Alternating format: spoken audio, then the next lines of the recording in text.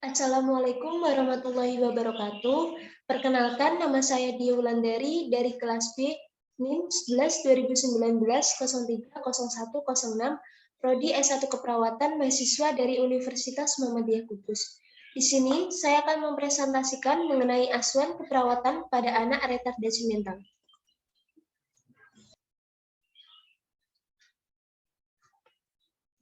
Untuk submateri yang akan saya bahas kali ini ada pengertian, ada etiologi, tanda dan gejala, komplikasi, penata laksanaan, diagnosa keperawatan, dan intervensi keperawatan. Yang pertama, pengertian dari retardasi mental.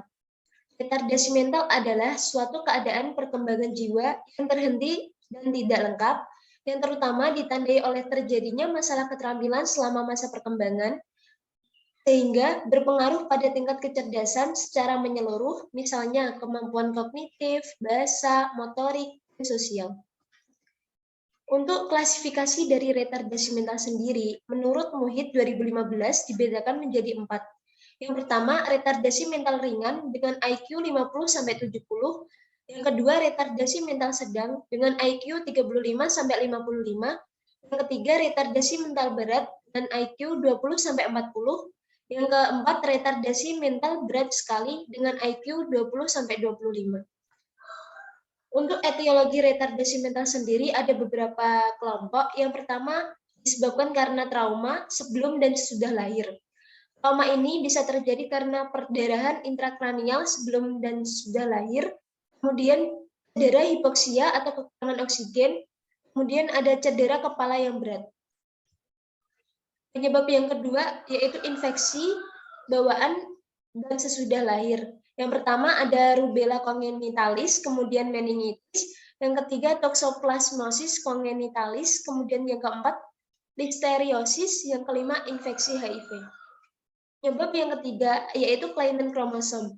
Kelainan kromosom ini bisa terjadi karena kesalahan pada jumlah kromosom.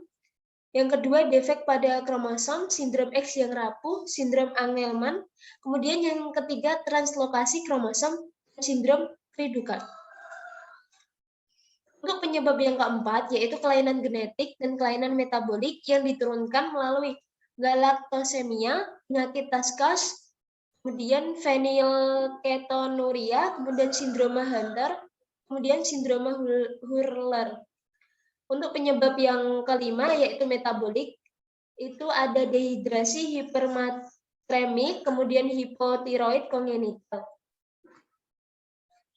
Untuk penyebab yang selanjutnya yaitu keracunan, biasanya karena pemakaian alkohol, kokain, amfetamin, dan obat lainnya pada ibu hamil. Yang penyebab selanjutnya yaitu gizi, biasanya kwashiorkor, marasmus, dan malnutrisi. Yang penyebab selanjutnya yaitu lingkungan. Lingkungan ini bisa disebabkan karena kemiskinan, status ekonomi yang rendah, dan sindroma deprivasi. Apa sih tanda dan gejala retardasi mental ini? Tanda dan gejalanya ini ada keterlambatan bahasa, gangguan gerakan motorik halus, dan gangguan adaptasi seperti toilet training, kemampuan bermain. Yang ketiga, tanda gejalanya yaitu keterlambatan perkembangan motorik kasar. Yang keempat, gangguan perilaku antara lain seperti agresif, menyakiti diri sendiri, defisiasi perilaku, hiperaktivitas, kecemasan, depresi, gangguan tidur. Untuk komplikasi dari retardasi mental ini, yang pertama adanya gangguan pendengaran, gangguan penglihatan, autisme, gangguan suasana hati, gangguan kemampuan motorik, kejang-kejang, terhambatnya kelangsungan hidup sehari-hari. Untuk mendeteksi diagnosa retardasi mental ini dilakukan pemeriksaan penunjang. Yang pertama dengan uji intelijensi standar, kemudian uji perkembangan seperti Denver 2, kemudian pengukuran fungsi adaptif, pemeriksaan kromosom, pemeriksaan urin, serum atau titer virus, kemudian tes diagnostik seperti EEG, CT scan untuk mendeteksi abnormalitas perkembangan pada jaringan otak. Penata laksanaan dari retardasi mental ini ada penata laksanaan medis dan penata laksanaan keperawatan.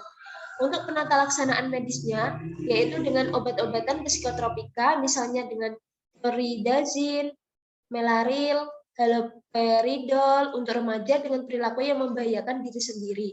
Yang kedua ada psikostimulan untuk remaja yang menunjukkan tanda-tanda defisit perhatian, hiperaktivitas, misalnya metilfenidat.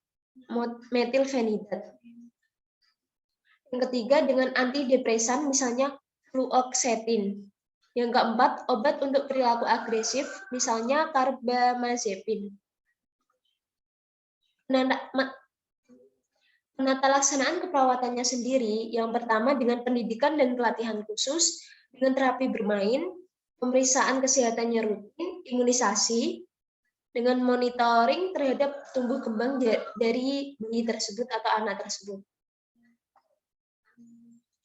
Apa sih diagnosa keperawatan yang timbul pada retardasi mental ini? Yang pertama, gangguan pertumbuhan dan perkembangan berhubungan dengan kelainan fungsi kognitif. Yang kedua, gangguan komunikasi verbal berhubungan dengan kelainan fungsi kognitif. Yang ketiga, resiko cedera berhubungan dengan perilaku agresif atau ketidakseimbangan mobilitas fisik. Yang keempat, gangguan interaksi sosial berhubungan dengan kesulitan bicara atau kesulitan adaptasi sosial. Yang kelima, gangguan proses keluarga berhubungan dengan anak dengan retardasi mental. Yang keenam, defisit perawatan diri berhubungan dengan mobilitas fisik atau kurangnya kematangan perkembangan dari bayi.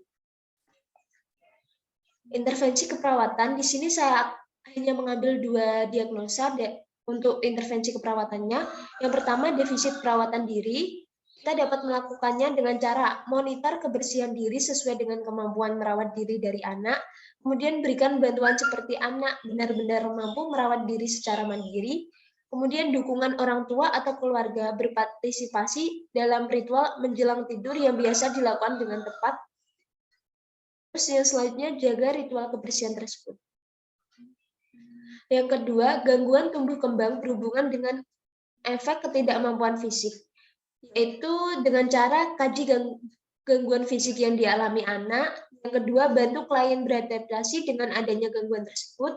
Yang ketiga, libatkan keluarga maupun orang-orang terdekat klien jika memungkinkan.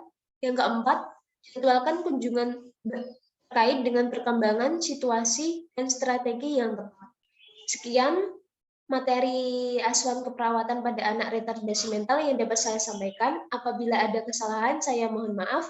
Wassalamualaikum warahmatullahi wabarakatuh.